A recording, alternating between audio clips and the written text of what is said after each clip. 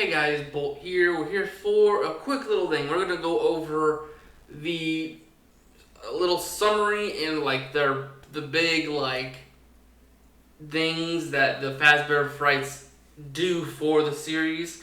Anyways, Five Nights at Freddy's Fazbear Frights is a book series that is basically the Goosebumps of the Five Nights at Freddy's universe. They are set in a separate universe from the main games, but they draw parallels so you can say, hey, if it works in this one, it should work in that one. And if it happens here, it might happen over there. If this is the name of this person, it might be the name of that person. You know, it's just a narrative parallel to be like, hey, this is how it's gonna be in the other universe if it's in this universe. And to be the biggest thing would be the first book, Into the Pit, Volume 1. There's 3 stories in every volume, and in the first volume, of course, it's Into the Pit, which we just played. Last week we did a summary on it. We hit a little bit of stuff on it. But the biggest thing that this was to set up that explains why Fazbear Frights are important is that the MCI, the Missing Children's Incident, happened in this book. And it was supposed to give you a retelling of the events, but in a different universe, so that, hey, we wanted you to get an idea of what happened and how it was, because we're probably not going to hit on to that in any game. So here's a story about it. Here's like an idea of how it went about, but they introduced the biggest element of during the summary of Into the Pit, the game, I explained Remnant and Agony. And to kind of summarize again, Remnant is literally like your soul / good memories mixed in with metal to make like a liquid base, while Agony is literally just, hey, someone absolutely like made me suffer in the last moments of my life, so this huge negative emotion is left to happen. And this book also, the book and the game kind of give you an idea that maybe you don't have to die to leave Agony. Maybe all it takes is something like, hey, I broke my leg here and it's agonizing pain, that can probably leave some kind of agony behind. Because in the Silver Eyes trilogy, William Afton is spring-locked, and in the Into the Pit game, one of the voice lines you can barely hear is that you will feel what I felt, I believe, which is kind of thinking, hey, if William Afton is still alive by the time this takes place, he may have gotten spring-locked in the Fazbear Frights universe, which would have left Agony to bring the Yellow Rabbit suit to life. And like I said, it's basically just, hey, the MCI is introduced, Agony from the kids being murdered at the location that Oswald is at gets onto the ball pit, and you can even see blood, I believe, in the game, and it's mentioned to have like remnants of blood. And basically it's just the agony of the kids, and some of the remnant also has taken over this ball pit. And when Oswald jumps into it, he's seeing the memories of the MCI victims. And to kind of also say one thing is, when he in the game saves a kid, it's rather him turning a bad memory to a good memory so that memory could quote-unquote move on. Moving on, we have To Be Beautiful, which is literally just the circus baby equivalent, Eleanor's main story, where it's just like, hey, she's existent in this universe, and just like the Fun Times, they are meant to kill, and basically she plays a friend to the protagonist. We get another remnant thing through a little locket that basically has a little bit of remnant to keep image going, but basically it's just showing the power of what Remnant can do. And Count the Ways is Funtime Freddy, giving a full like understanding of how the Fun Times were made to to kill and have all these ways of how to kill people. And that's kind of it. So it's basically Into the Pit is explaining the MCI and kind of introducing Remnant and Agony. To Be Beautiful is To Be Beautiful and Count the Ways is explaining how the Fun Times think and how they are programmed. While To Be Beautiful is meant to do a little bit more in depth in the Agony and Remnant particle, or Count the Ways is mostly just the fun time part.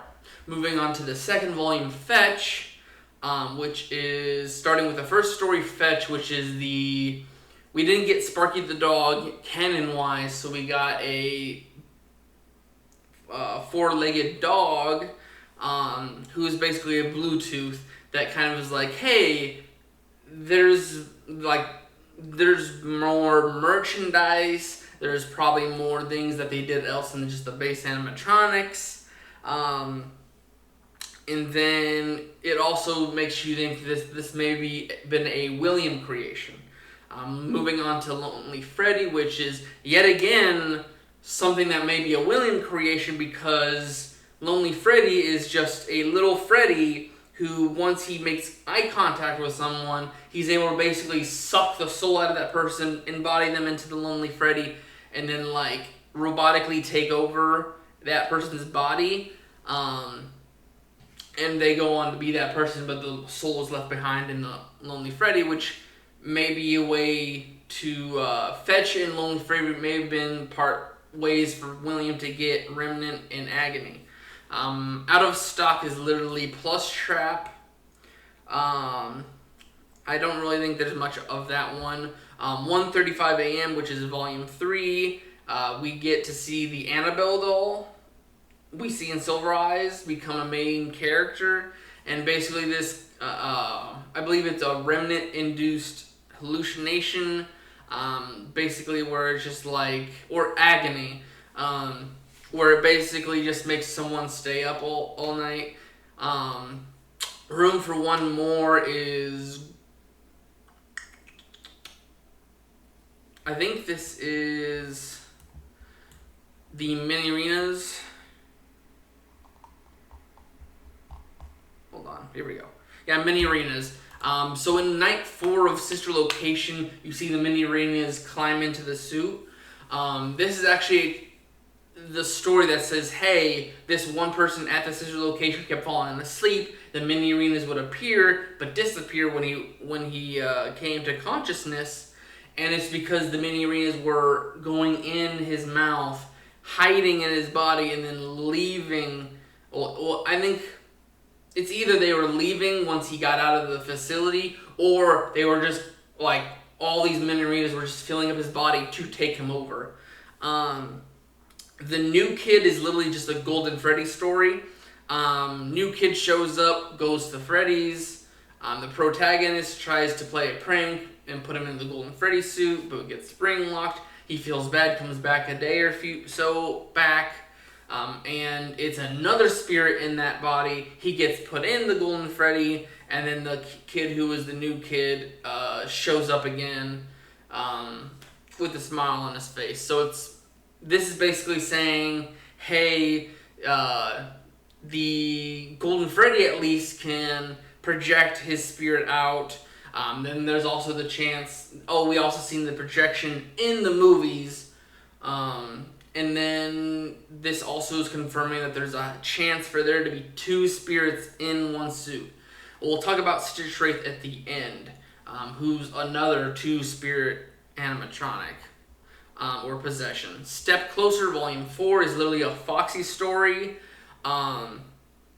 where it's basically just a person getting karma for trying to prank their brother, and then gets told a little rhyme about his injuries to become a pirate, and he gets coming close to those injuries every time he goes to do something. An injury gets close to taking his eye or something.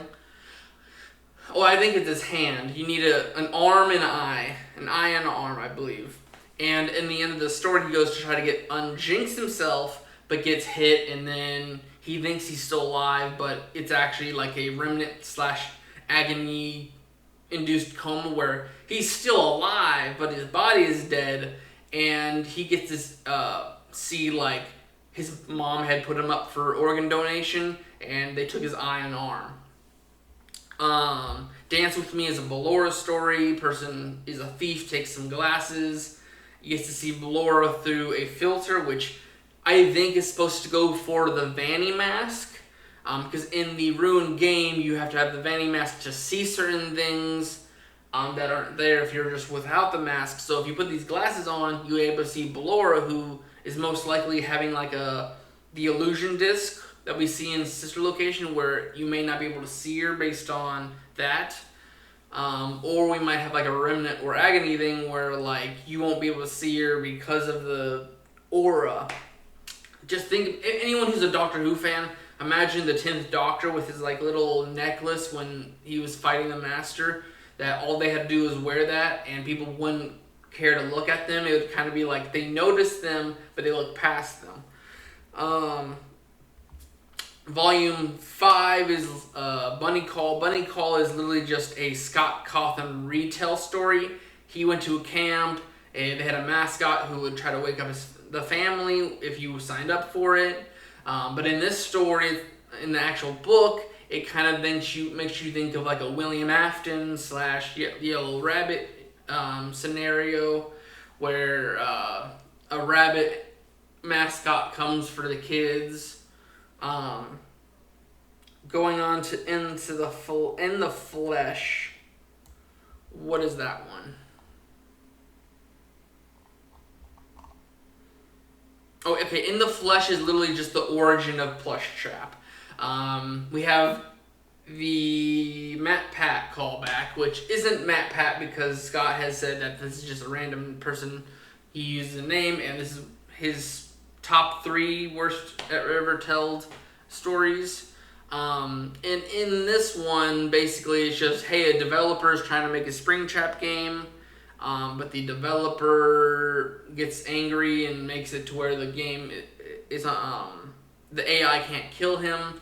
He's a very arrogant person, but he ends up just becoming impregnated with Plushtrap, who comes out as an organic Plushtrap chaser that calls him daddy. So that's what happened. In the Flesh is the prequel to Out of Stock.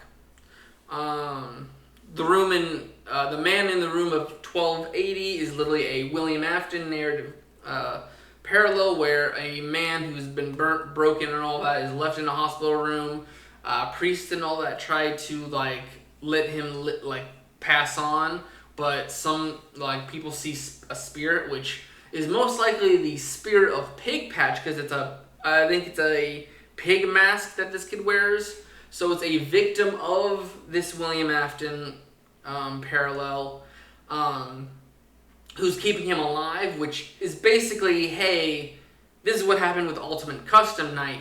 The kid that is absolutely outraged about William Afton killing him or them sticks to them to keep them alive and suffer. And that's how Ultimate Custom Night feels like. You know, keeping William alive to go through what they felt. And in the end, it's just the man is able to talk, a priest into taking him to a Fazbear factory. And basically he blows up and he puts his agony across all these things, which kind of makes him a prequel to several other things. Because the kid who I think is attached to him is Andrew, which is the spirit in the pig mask, but it's a spirit that is put in Stitch Wraith later. And between William Afton and Andrew, they're among several different, I think Fetch and the Annabelle doll or whatever is a part of that. Moving on to volume number 6, Blackbird. We just see yet another Oh god. Another agony picture. Um, Moving on to the real Jake, which is the second story. Let's see here. I'm pretty sure Jake is the second character you get to see as the um in Stitch Wraith. Let's see here. Um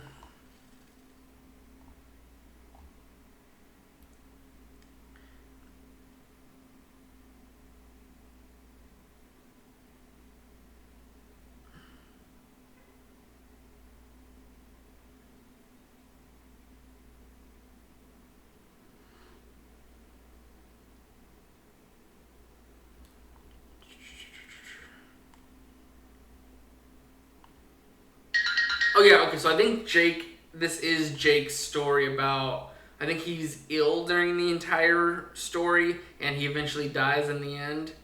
But he does take over the part of the Stitch Wraith later on. Um, because there's no summary, this is kind of.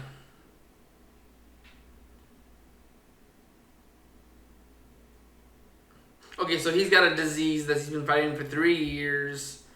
Um, yeah, so just like this is someone who, because he has connection with things that are around him, he's able to move onto that object, and that object is introduced to Stitch Wraith. Hide and seek.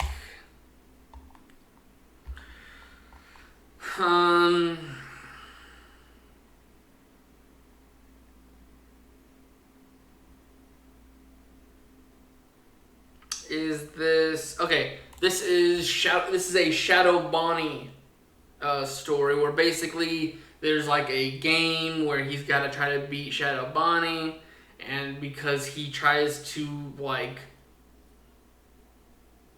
cheat the game starts to haunt him.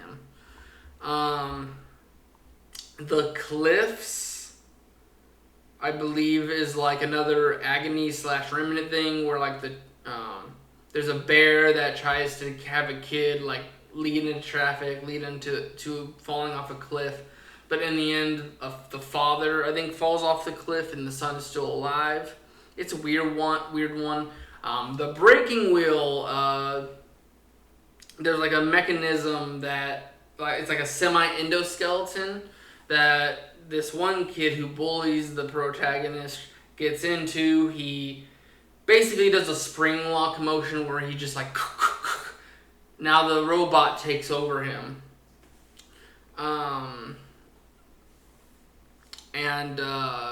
because no human body is meant to bend certain ways that the robot can, you just have like broken bones. So I think it's supposed to be like a spring lock thing, and also kind of explains agony a little bit more, where it's just like that robot is able to act on its own.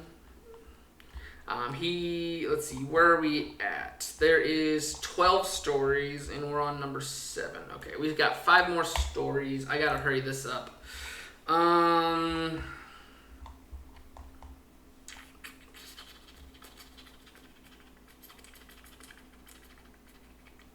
A lot of these are starting to like get a little sucky. I won't lie.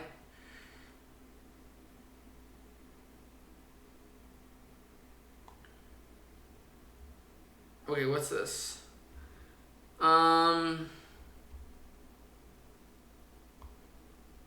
Okay.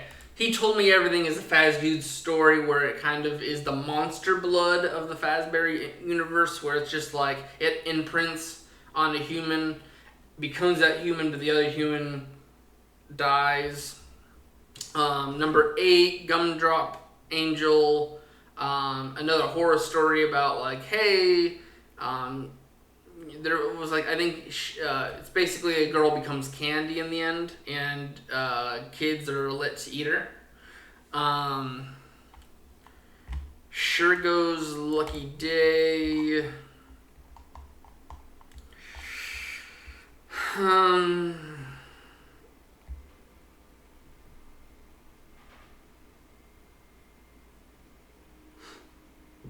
it's just following something that says it's lucky and can get that person lucky.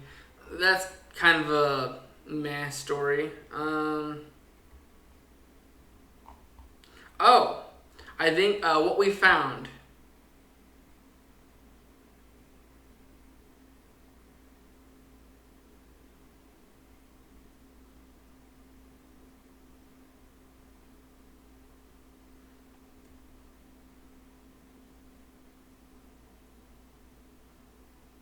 Oh, okay.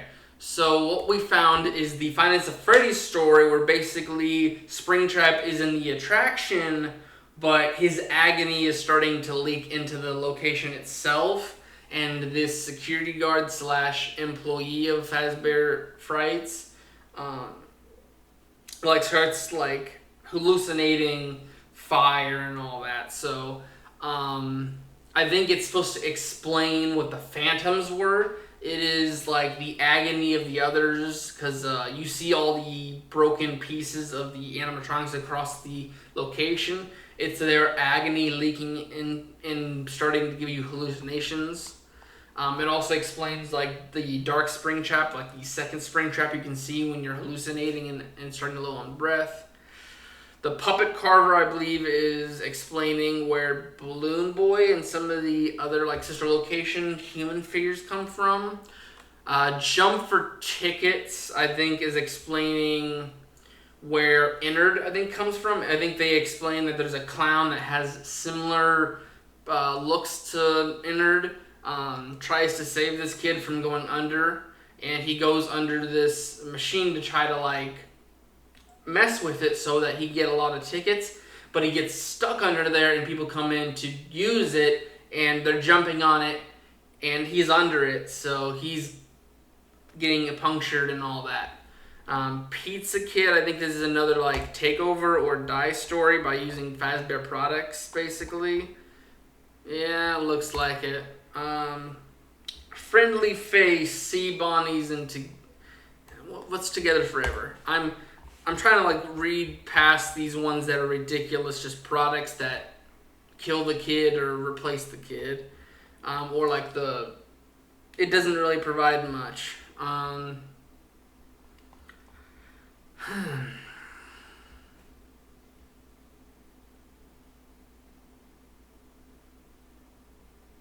Yeah, all of volume number 10 is basically just weird things that happen. It's kind of like the true Goosebump book. It doesn't have anything to do with the main games. I think same thing with volume 11. Prankster and Kids at Play are kind of just you reap what you sow slash... Oh, this one actually might have player 2. I think this one was a... this is like, hey, your friend gets left behind, and years later, you go back in to try to do it, but like the ghost is somewhere. So yeah, it's kind of another reap what you sow. So volume number 10 and 11 aren't really much, and then volume number 12 is literally scrapped stories, with like Felix the Shark. You're the Band. Well, actually, You're the Band and The Scoop might actually have something to do. But it doesn't look like to be any animatronics in this one.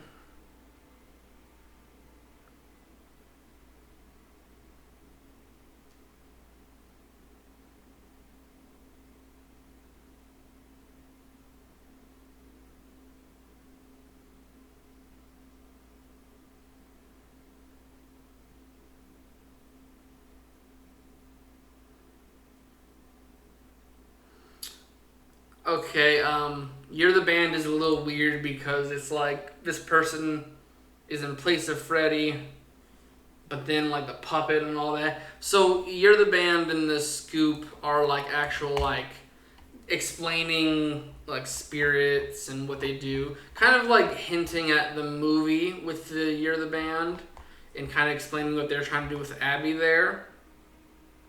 Where this scoop is, I believe, just scooper, I think it is.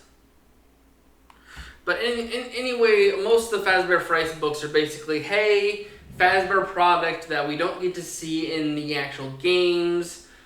This is either the shady business of Fazbear Entertainment, or this is just a William product that is to test out Remnant, Agony, and kind of like experiment on a massive scale. With hints of like lore and where certain things come from, what they mean in the games.